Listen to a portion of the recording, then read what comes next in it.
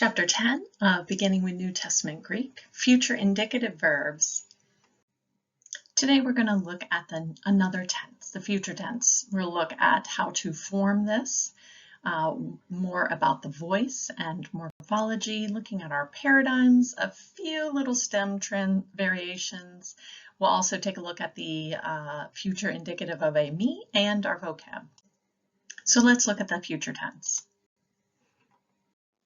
Future tense may sound very straightforward. However, there are a couple of different ways you can interpret this meaning. The first is a predictive future. This is where the future tense is predicting an event that will happen in the future, or at least indicating that the author's perspective is that the event is expected to take place. So here we have, and she will bear a son, and you shall call his name Jesus, for he will save his people from their sins. So will bear, these are things that are expected to happen in the future. The next is an imperatival sense. We do this similarly in English. So the future tense here is expressing a command or an exhortation. It's taking the form of the imperative. So here in this verse, you shall worship the Lord your God.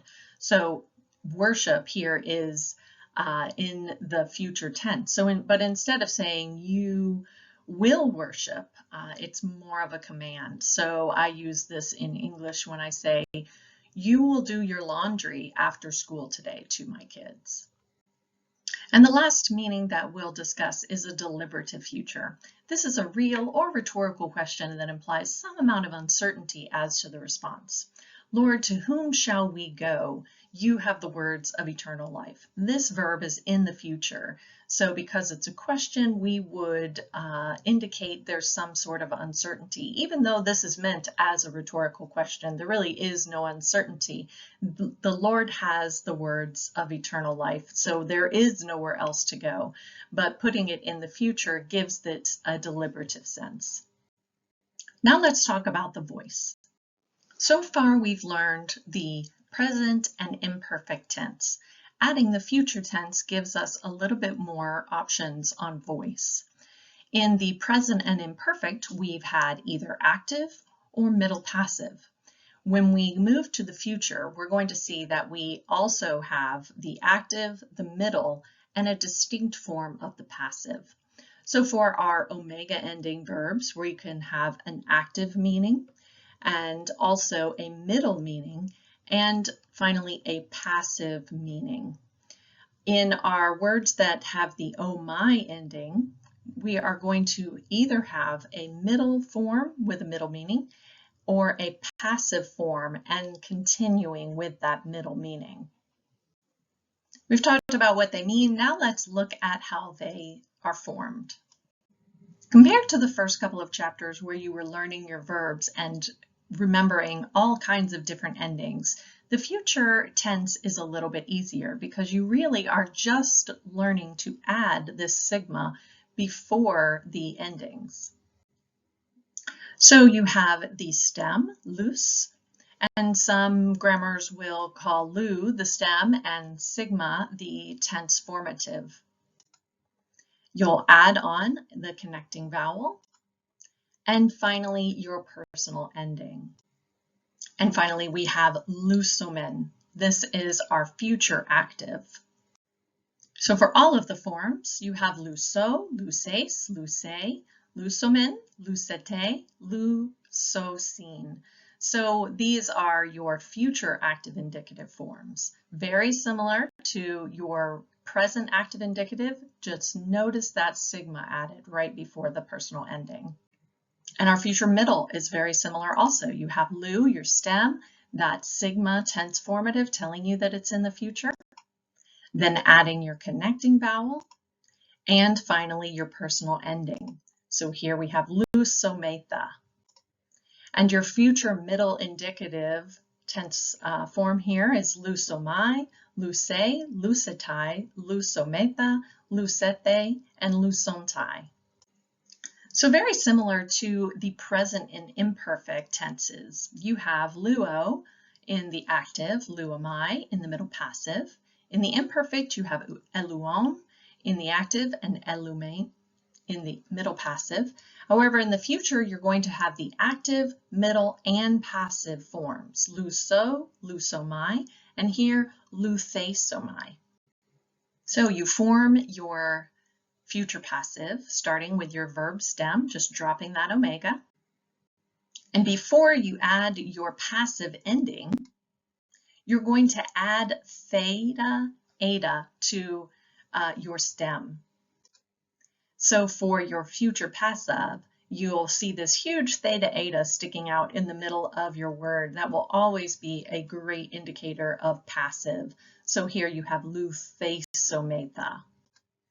And for the entire paradigm, luthesomai, luthesane, luthesetai, luthesometa, luthesete, luthesontai. And the helpful ending, that theta eta will stick out like a sore thumb in the middle, and that will be telling you it's passive. And then you'll notice that sigma helps you remember that it's also in the future. Now let's look at some stem variations. There are some changes that happen when sigma is added to the stem in the future tense. Certain letters don't like to sit next to sigma. So sozo becomes so-so. That would be too many z's and sus's for the Greek ear, so it becomes so-so.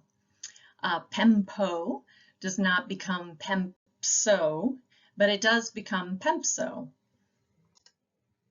You have different letters that will change in different ways. So your dentals, your palladials, your labials, these will change to different letters. What's most important is that you can find a sigma, a zeta, or a psi and know that something has happened. Knowing your vocabulary really well and the lexical form of your verb and how your lexical form is spelled will help you notice when there is a change to your sigma. If it's helpful, you can memorize this chart to help you know where the changes will happen.